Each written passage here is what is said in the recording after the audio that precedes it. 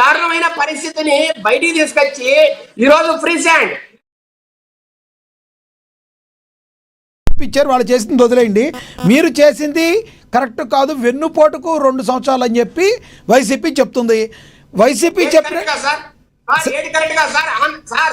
ఈరోజు ఉత్తరాంధ్రకు ఇన్ని ఐటీ కంపెనీలు కరెక్ట్ కదా? లేదంటే ఆశ్రమెంటల్తో 1,36,000 కోట్లతో స్టీల్ ప్లాంట్ చేస్తున్నాం, అది కరెక్ట్ కదా?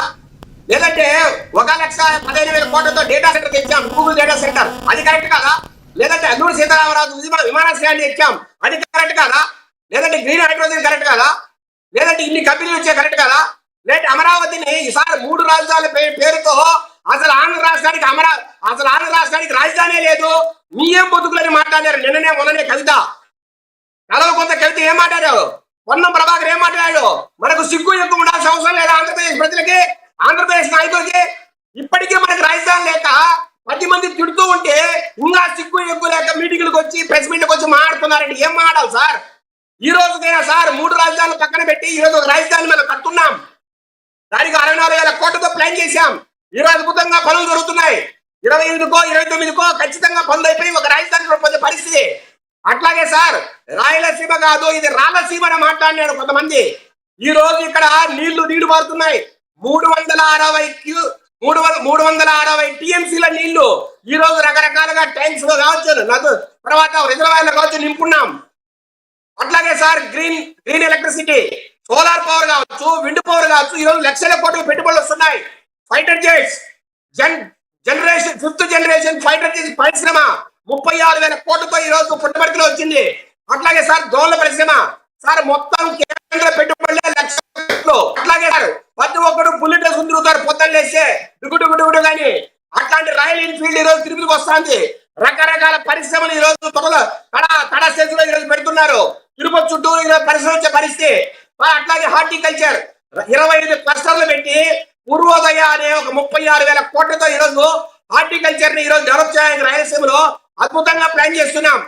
ఇన్ని చేస్తూ ఉంటే, ఈ రకంగా ప్రతి ప్రాంతాన్ని డెవలప్ చేస్తూ ఉంటే ఇవన్నీ వినుకోట సార్ ప్రజలకి. సార్ 6 లక్షల ఉద్యోగాలు ఇచ్చాం, 21 లక్షల కోట్లు పెట్టుబడులు ఈ రోజు తెస్తున్నాం. దాంట్లో 8 నుంచి 13 లక్షల కోట్లకి ఈ రోజు గ్రౌండ్ బ్రేకింగ్ పనులు జరిగాయి. ఫౌండేషన్ వేసాం, ఆ ప్రాజెక్టు కడుతున్నారు, తర్వాత ఫ్యాక్టరీలు కడుతున్నారు. అవన్నీ ఒక సంవత్సరం అన్నలో పూర్తవుతాయి.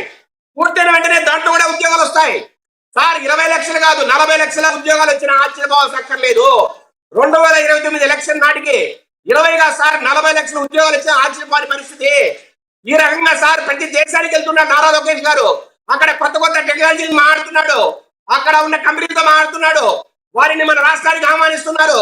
సార్ ఈ రోజు మెగా షిప్ బిల్డింగ్ క్లస్టర్ దుగరాజపట్నంలో 35,000 కోట్లతో కేంద్ర ప్రభుత్వం ఈరోజు పెడుతోంది. అట్లాగే సార్ మచిలీపట్నంలో ఈ షిప్ రిపేర్ డాక్ పెడుతోంది, అంటే షిప్ రిపేర్ సంబంధించిన పరిశ్రమ పెడుతున్నారు. అట్లాగే సార్ పోర్టులు 4 కూడా నెక్స్ట్ ఇయర్ కి పూర్తయ్యే పరిస్థితి, ఫిషింగ్ హార్బర్లు పూర్తయ్యే పరిస్థితి, ఇరిగేషన్ ప్రాజెక్ట్స్ పోలవరం కావచ్చు, వెలుగొండ కావచ్చు, తండ్రినీవ కావచ్చు, అవన్నీ కూడా వచ్చే సంవత్సరానికి పూర్తయ్యే పరిస్థితి. ఇన్ని మేము చేస్తూ ఉంటే ఇవన్నీ వెళ్ళిపోటా ప్రజలకి? మీరు ఏం చేయకుండా బటన్ నొక్కి నిన్న చెప్పారు విజయశేఖర్ రెడ్డి గారు అదే డబ్బును జే బ్రాండ్ల రూపంలో 1,00,000 కోట్ల పైన మీరు అదే డబ్బును తిరిగి మీరు జోబులోకి నింపుకొని మీరు మీ సామంతరాజులు మీ జోబులు నింపుకోవడానికి మీరు ఉపయోగించి ఈ రోజు మళ్ళా మీరు ఏం మాట్లాడతారు? విజయశేఖర్ రెడ్డి గారు నిన్న అంబటి రాంబాబు గారు మాట్లాడింది ఒక బయట ప్లే అవుతుంది, చూద్దాం.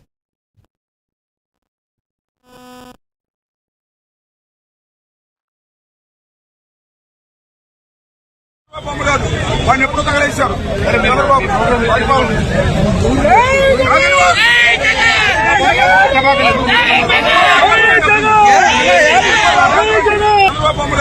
వాడిని ఎప్పుడు తగలేశారు చంద్రబాబు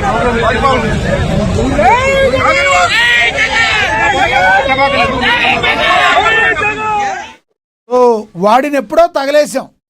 మరి ఏంటి అంబటి రాంబాబు గారు నోటి దోలనాలా, లేదంటే ముఖ్యమంత్రి గారు అంటే గౌరవం లేదనాలా? దీని మీద మరి ఏ రకంగా మీ ప్రభుత్వం రియాక్ట్ అవబోతుందంటే ఏం చెప్తారు? సార్ వీళ్ళు ప్రజలు విడిచేసిన ఆంబోతుడు, అంటే బజారు రౌడీల కన్నా హీనమైన జాతి వెళ్తుంది. అంటే వీళ్ళను కుక్కల కన్నా హీనంగా మాడగలం. మాకు సత్తా ఉంది మాడడానికి, మమ్మల్ని ఎవడేం చేయలేడు. మాకు ఆ సత్తా ఉంది, మాడగలం. కానీ సత్యత సంస్కారం అర్థొచ్చి మాడుతున్నాం. ఎవరు సార్ నేను చెప్తున్నా, ఈ డిబేట్ లో ఎవరైనా సరే ఇస్తాను, మీకు ఇస్తాను. ఎవరితో భయపడే ప్రశ్న లేదు. మీకు ఇస్తాను, మీరు తీసుకుంటారు కానీ ఇస్తాను. నెక్స్ట్ మీరే మాట్లాడండి.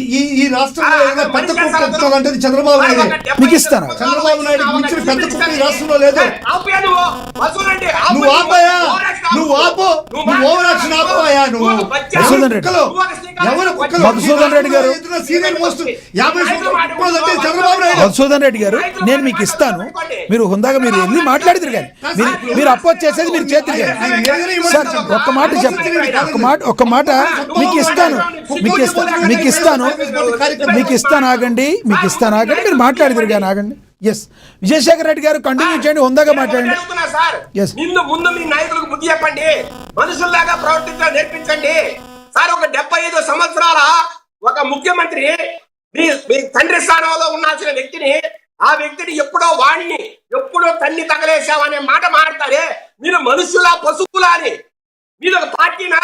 నరాంతకులు, గూండాలు, హత్యారాధికాలు చేస్తే నేర సామ్రాజ్యం చంద్రబాబు నాయుడు గారి యొక్క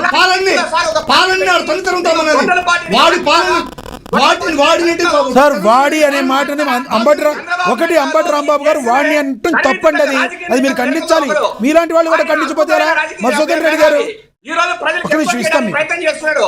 అలాంటి వ్యక్తిని ఇంత హీనమైన పరిస్థితి, ఇంత అమాననీయమైన భాషలో మాట్లాడము, ఇది సార్ మనుష్య జాతికే సిగ్గుచేది సార్. రైట్, ఒక్కటి చెప్పండి. వైఎస్ఆర్సీపీ ఒక పార్టీ అనుకోవట్ల, ఇది ఒక దొంగల దోపిడే ముఠ కాబట్టి మాట్లాడతారు. పరశురాముడి గొడ్డలంట సార్. పరశురాముడి గర్వభంగం ఎలా అయిందో, పరశురాముడి గొడ్డల నుంచి గర్వభంగమై ఏ రకంగా పీచ మనచబడి ఏ రకంగా అడవులు పారిపోయాడు, అలాగా శ్రీరామచంద్రుడి స్థానంలో ఈ రోజు నారా చంద్రబాబు నాయుడు ఉన్నారు. అభిప్రాయం అర్థమైంది. గర్వాన్ని భంగపరిచి మిమ్మల్ని శాశ్వతంగా ప్రతిపక్షంలో కూర్చోబెట్టడానికి ఈ రోజు చంద్రబాబు నాయుడు గారు, నారా లోకేష్ గారు, పవన్ కళ్యాణ్ గారు ఈ రోజు పరితపిస్తున్నారు. శేఖర్ రెడ్డి గారు మళ్ళీ ఇస్తాం మీకు. మనతోటి మధుసూదన్ రెడ్డి గారు ఉన్నారు, ఆయనతో మాట్లాడదాం. మధుసూదన్ రెడ్డి గారు నమస్తే సార్. మధుసూదన్ రెడ్డి గారు, ప్రధానంగా ముందుగా ముఖ్యమంత్రి స్థాయిలో ఇప్పుడు జగన్మోహన్ రెడ్డి గారు గతంలో ఎవరు మాట్లాడినా మేము ఖండించాం. అలాగే ఇప్పుడు ముఖ్యమంత్రి స్థాయిలో ఉన్నప్పుడు అంబటి రాంబాబు గారు లాంటి సీనియర్ నాయకుడు, మాజీ మంత్రి వాడు అని మాట్లాడటం తప్పు. ఫస్ట్ దాన్ని మీరు ఖండించాలా లేదా చెప్పండి, ఏమంటారు మీరు? సార్, ఇప్పుడు అంబటి రాంబాబు గారు మాట్లాడడంలో ఉండేటువంటి నిజంగా చంద్రబాబు నాయుడు కానీ వాడు అని కానీ చంద్రబాబు నాయుడే కానీ ఉంటే నిజంగా ఖండిస్తున్నాను, అది తప్పు. ఫస్ట్ నేను ఖండిస్తున్నాను Chandrababu Naidu. Very good, that is good. Chandrababu Naidu గారిని వాడు అనడం తప్పే. కానీ ఈ రోజు డిబేట్ సాక్షిగా వైఎస్ఆర్ కాంగ్రెస్ పార్టీ కార్యకర్తలు అందరినీ కూడా మూకమ్ముడిగా సమూహంగా ఈ యొక్క దీన్ని కుక్కలుగా పోల్చుకునేది విజయశేఖర్ రెడ్డికి దగ్గున అంటున్నారు. ఇది అధర్మం అంటున్నారు. ఇది తెలుగుదేశం పార్టీ నాయకులకి కార్యకర్తలకు ఉండేటువంటి ఏకైకమైనటువంటి ఒక గర్వం, ఈ అధికార గర్వం. మేము ఒకటే చెప్తున్నాం సార్, అంబటి రాంబాబు గారి ఉద్దేశం ఏంటంటే అక్కడ ఒకటే ఉద్దేశం, చంద్రబాబు నాయుడు గారి పాలనలో జరిగేటువంటి దుశ్చర్యలు, చంద్రబాబు నాయుడు గారి పాలనలో జరిగేటువంటి అవినీతి అక్రమాలు, దందాలు, దోపిడీలు, దాస్తికాలు, ఈ యొక్క రాక్షస పాలన గురించి ఆయన ప్రస్తావించాడే కానీ చంద్రబాబు నాయుడు గురించి ప్రత్యేకంగా మేము ప్రస్తావన చేయాల్సినటువంటి అవసరం మా పార్టీకి కానీ మా పార్టీ నాయకులకు కానీ లేదు. మీరు ఒకటే చెప్తున్నారు సార్, చంద్రబాబు నాయుడు గారు ఈ పాలనని 2024లో ఎటువంటి ఫందాలు స్టార్ట్ చేశాడు, ఏమి హామీలు స్టార్ట్ చేశాడు, ప్రజలకు ఎటువంటి హామీలతో ముందుకెళ్ళి స్టార్ట్ చేశాడు అనేటువంటిది మనం ఫస్ట్ విచారించుకోవాలి. ఫస్ట్ ఏమి ఇచ్చాడు ఆయన? సూపర్ 6 హామీలు ఇచ్చాడు. సూపర్ 6 హామీల్లో కనీసం ఒక్క హామీలైనా సరే ఆయన పరిపూర్ణంగా నిర్వహించాడా? ఎట్టి పరిస్థితుల్లో పరిపూర్ణంగా నిర్వహించిన పరిస్థితి లేదు. ఎందుకంటే ఈరోజు విద్యా కానుక అనేటువంటి ఒక కానుక ఏది విద్యార్థులకి స్టార్ట్ అయింది, స్కూల్ స్టార్ట్ అవుతున్నాయి. ఈ విద్యాకానికి విద్యార్థులకు కావాల్సినటువంటి పుస్తకాలు, కావాల్సినటువంటి బ్యాగ్స్, కావాల్సినటువంటి ఈ డ్రెస్ మెటీరియల్స్ అన్నీ కూడా ఇవ్వడానికి వాళ్ళకి సిగ్గు లేకుండా ఇవ్వకుండా దాన్ని ఎత్తి ఎక్కడో జరిగేటువంటి యుద్ధం మీద పెట్టి ఈ రోజు పబ్బం గడిపినటువంటి పరిస్థితి. ఇదే పరిస్థితి చంద్రబాబు నాయుడు గారు కూర్చున్నటువంటి పరిస్థితి, ఇదే పరిస్థితి జగన్మోహన్ రెడ్డి గారు ఆ రోజు చేతులెత్తేసి ఉంటే ఆంధ్ర రాష్ట్ర ప్రజలు ఒప్పుకుంటారు. ఎందుకంటే ఆ రోజు అతి భయంకరమైనటువంటి ఒక COVID-19 అనేటువంటి ఒక మహమ్మారి, ఒక తల్లి, బిడ్డ, భార్య, భర్త, అక్క, చెల్లెలు, అన్న, తమ్ముడు, కుటుంబ సభ్యులు కూడా చూసుకోలేనటువంటి పరిస్థితి, ఒకరినొకరు చూసుకోలేని పరిస్థితి, ఇంట్లో తండ్రి చనిపోయినా కానీ బిడ్డలు ఆ శవాన్ని చూడలేనటువంటి పరిస్థితి. ఇటువంటి ఒక భయంకరమైన మహమ్మారి వచ్చినా కానీ ఆ మహమ్మారి చాటి చెప్పకుండా ఆ మహమ్మారిని సాటుగా